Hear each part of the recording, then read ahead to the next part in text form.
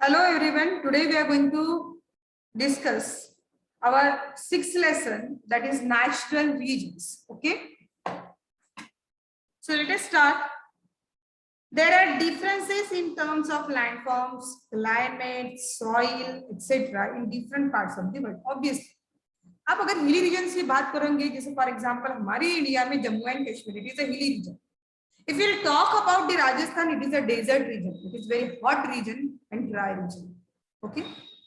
If we'll talk about the northern plain, it is a plain region. Okay. If we'll talk about the Madhya Pradesh, वहां पे बड़े-बड़े plateaus पाए जाते हैं. ठीक है ना?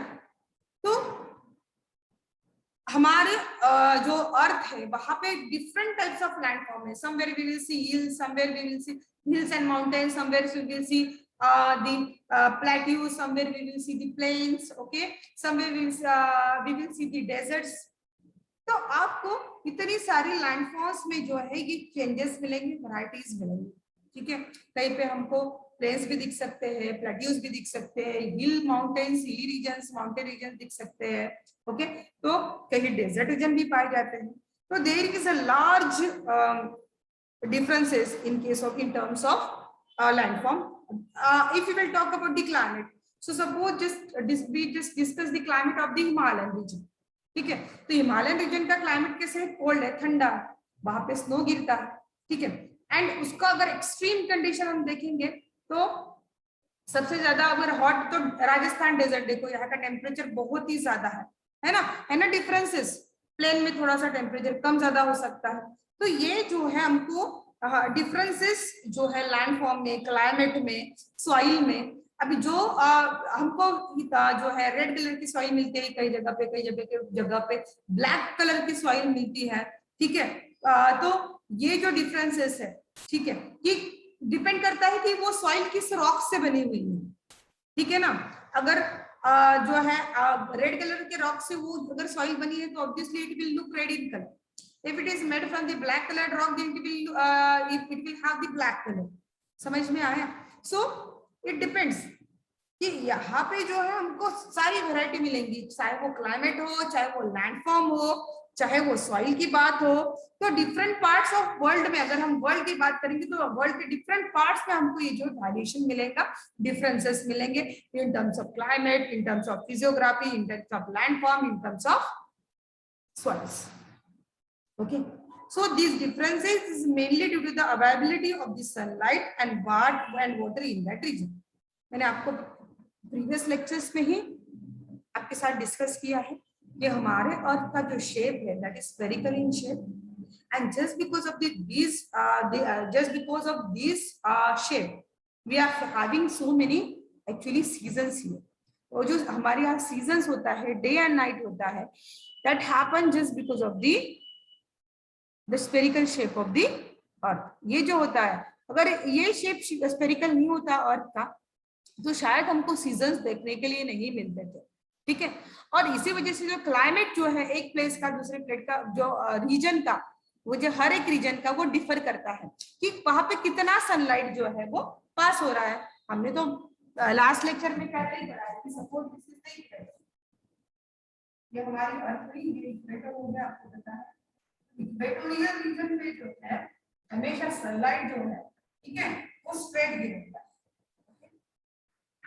But if you talk about the poles, ये है नॉर्थ पोल, ये है south pole. This is the north pole, this is the south pole. So if you talk about the polar region, so the rays are slanting over here. Okay, यहाँ पे जो raise गिरते हैं, passes sunrise जो पास होते हैं, this are the slanting rays. Okay, इसीलिए यहाँ पे जो है very slanting rays passes towards this region, therefore its climate is cold, very cold condition is there in case of polar region. Okay, so the amount of sunrays उस particular reason में कितने पाए जाते हैं, यानी कितने जो सनरेज है वहां पे मिलते हैं, आइदर इट इज स्ट्रेट और आइदर इट इज स्लैंटिंग. तो वहां के ऊपर का, वहां का जो क्लाइमेट है, टेम्परेचर है, उसके अकॉर्डिंग जो है वो रहता है हर एक रीजन का. सो दैट्स व्हाई वर्ल्ड के हर जो डिफरेंट पार्ट्स में आपको डिफरेंट क्लाइमेटिक कंडीशंस मिलेंगी, डिफरेंट लैंडफॉर्म्स मिलेंगे. से फॉर एग्जांपल कि एक छोटा सा एग्जांपल हम डिफरेंस ले लेते हैं इंडिया और ब्राजील का ही, ठीक है। ब्राजील जो है एक साउथ अमेरिकन कॉन्टिनेंट में आता है। ब्राजील ये जो कंट्री है वो साउथ अमेरिकन कॉन्टिनेंट में आती है और इंडिया जो है एशियन कॉन्टिनेंट में आता है, ठीक है। तो ये दोनों का डिफरेंस देखो कि इंडिया में आपको हिल्स और माउंटेन्स दिखाई देंगे, लेकिन ब्राजील में बड़े बड़े माउंटेन्स नहीं है जैसे इंडिया में पाए जाते हैं, है ना। वेरिएशन है, फिजियोग्राफी में वेरिएशन, वहां पे प्लेट्यूज पाए जाते हैं, ठीक है, यानी उसको बोलते हैं हाईलैंड्स, ठीक है। हाईलैंड्स पाए जाते हैं ज्यादा क्वांटिटी में, और हमारे यहाँ माउंटेन्स भी पाए जाते हैं, लेकिन माउंटेन्स वहां पे बड़े बड़े माउंटेन्स अब्सेंट है ना। वेरिएशन, तो हर एक डिफरेंट के वर्ल्ड के डिफरेंट पार्ट में आपको क्या मिलेगा, वेरिएशन मिलेगा in terms of landform, in terms of climate, in terms of soil etcetera, close whatever you can say, culture and all that. Okay, so the availability of the sun and water keeps on changing from the equator to pole. अभी हमने बात की किसकी, sunlight की। now we will talk about the water. देखो कहीं यहाँ पे आप बहुत ज्यादा abundant quantity में वाटर अवेलेबल है और कहीं पे जो है फ्लड आ जाता है, इतना abundant quantity में रेनिंग होता है कि फ्लड आ जाता है, और कहीं जो है डेजर्ट रीजन की बात करेंगे, there is a scarcity of the water. तो ये जो रीजन जो है वो इतने ड्राई रहते हैं कि वहां पे एग्रीकल्चर करना भी पॉसिबल नहीं होता है ना।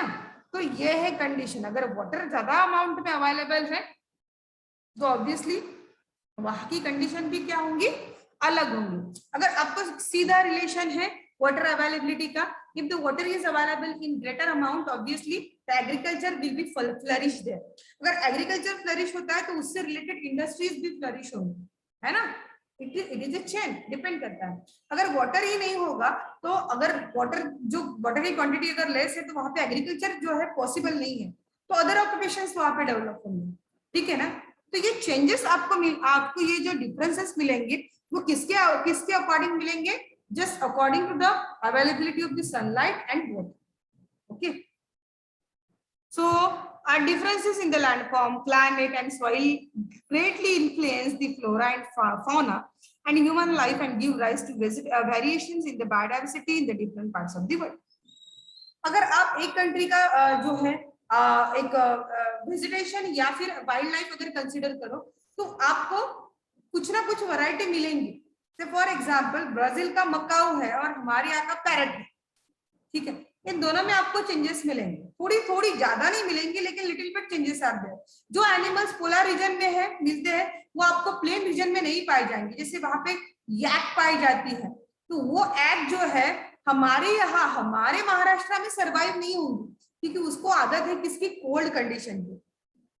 पोलर बियर हमारे रीजन में सर्वाइव नहीं होंगे, है ना, क्योंकि वो कहाँ पे रहते हैं, कोल्ड कंडीशन में पाए जाते हैं। तो इसीलिए अकॉर्डिंग टू रीजन आपको वेजिटेशन और जो ह्यूमन लाइफ है या फिर एनिमल लाइफ है उसमें भी आपको क्या मिलेंगे, चेंजेस मिलेंगे according to the condition. Hot desert की बात करेंगे तो आपको कैक्टस, जैसे कैक्टस हुआ या फिर अकासिया हुआ, जो है खजूर, ठीक है, ये ऐसे जो है ऐसे ट्रीज पाई जाएंगे जहां पे प्लांट को ग्रो होने के लिए बहुत ही, और यूजुअली जो है जिसको कांटे होते हैं, ठीक है, वही जो है आपको थॉर्नी बुशेस जो है वो राजस्थान डेजर्ट में पाए जाएंगे, ठीक है।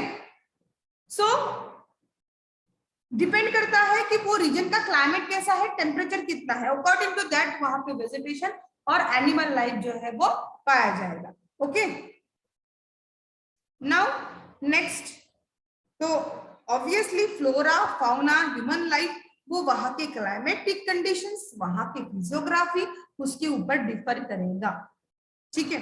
On the other hand there are similarities of the climate, vegetation and animal life in the different continent that spread between certain latitude.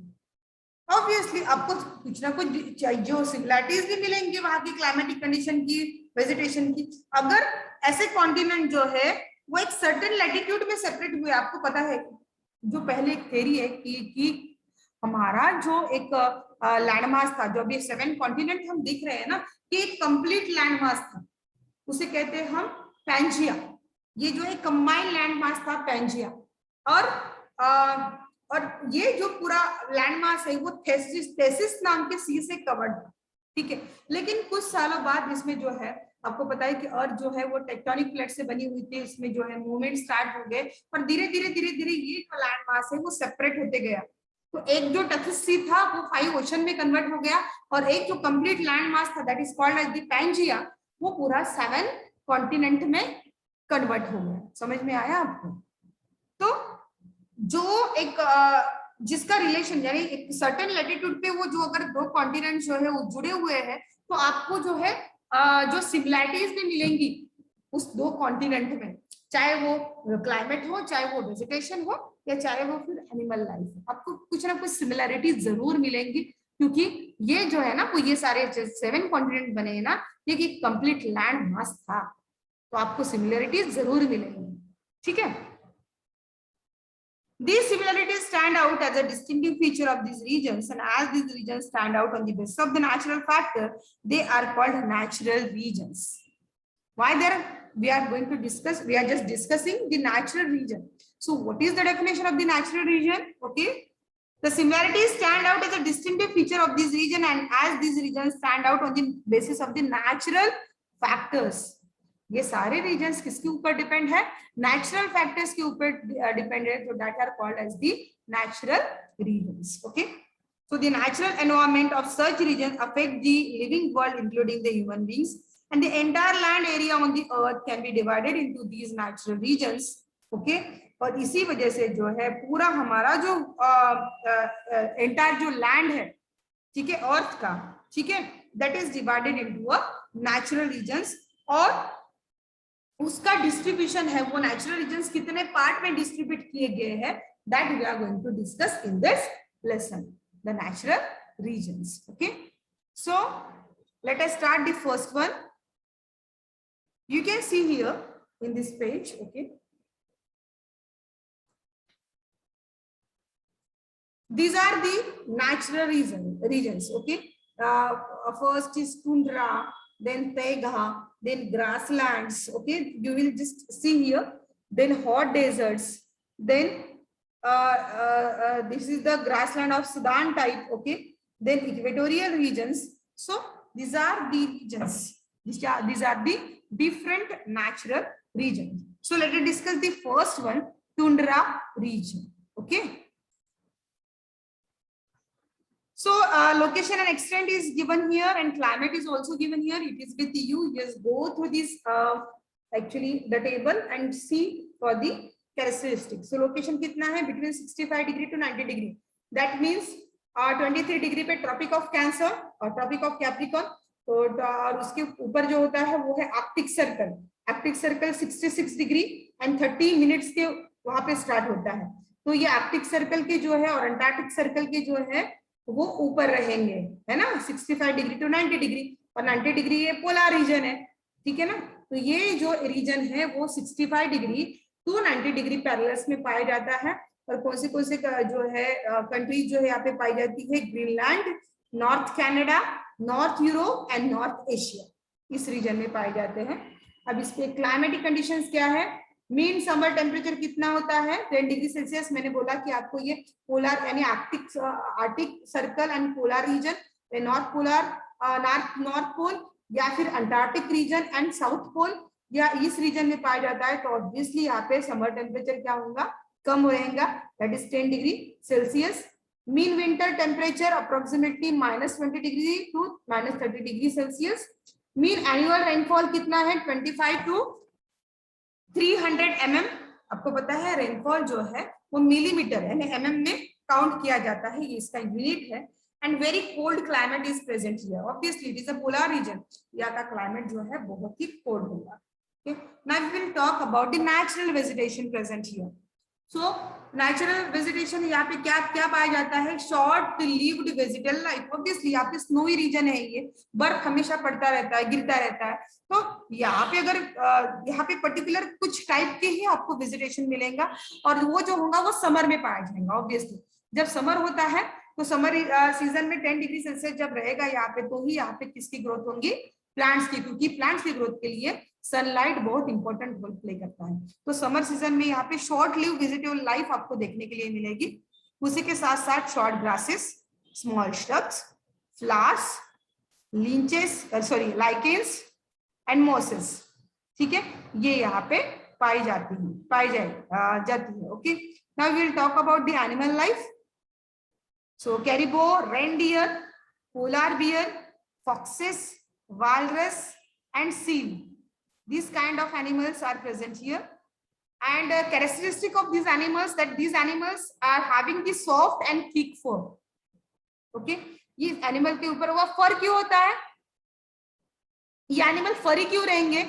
आप कपड़े पहनते हो ना प्रोटेक्शन के लिए, है ना, समर सीजन है तो आप पतले कपड़े पहनते हो, अगर विंटर सीजन है तो आप स्वेटर्स पहनते हो, रेनी सीजन या विंटर सीजन तो ब्लैंकेट लेते हो, है ना, रेनी सीजन में भी ठंडी लगती है हमको, तो हम जो है रात में जो है वो ब्लैंकेट्स लेते हैं हम जो है ना, ओढ़ने के लिए।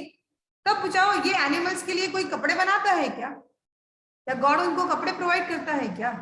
तो गॉड ने उनको नेचुरल कपड़े प्रोवाइड किए हैं इन टर्म्स ऑफ फर, ठीक है, फर के फॉर्म में यहाँ पे उनको क्या मिल रहा है, प्रोटेक्शन मिल रहा है, इसीलिए यहाँ पे जो है फरी एनिमल्स पाए जाते हैं, ठीक है। कोल्ड कंडीशन से प्रोटेक्ट करने के लिए जो है यहाँ पे कि जो एनिमल्स है उनको फर होता है। Okay, and human life, hunting and fisheries, ये यहाँ के मेन ऑक्यूपेशन है ऑब्वियसली, क्योंकि यहाँ पे फिश पाए जाते हैं, सो हंटिंग और फिशिंग जो है यहाँ का मेन ऑक्यूपेशन है। हाइट टेंट्स, इग्लूज, इग्लू देखा है आपने, ये देखो यहाँ पे ये बर्फ के हाउसेस होते हैं, these are the igloos, you can see this is the picture of igloos, तो यहाँ पे लोग इग्लूज में रहते हैं। ओके, और इस्किमोस पीपल पाए जाते हैं। लाइफ बहुत ज्यादा टफ है, बहुत डिफिकल्ट है, इतने कोल्ड कंडीशन में सर्वाइव करना बहुत ही डिफिकल्ट लाइफ है, और पॉपुलेशन बहुत ही स्पार्स है, बहुत ही कम पॉपुलेशन यहाँ पे पाई जाती है। So next regions we will discuss in the next lecture. Till then good bye and have a nice day you all.